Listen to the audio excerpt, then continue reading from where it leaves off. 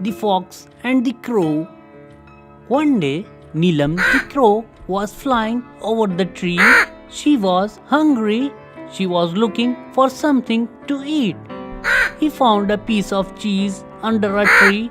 How lucky I am, said Neelam to herself. She picked up a piece of cheese with her beak.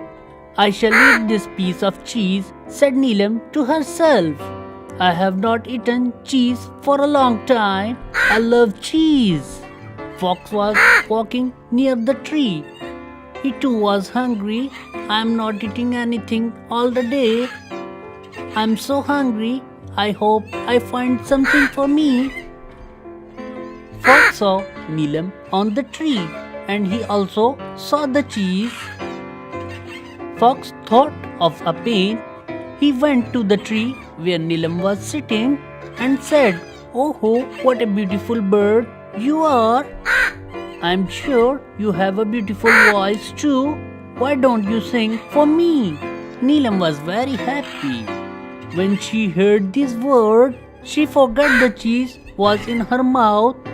She opened her mouth to the crow and the cheese fall out.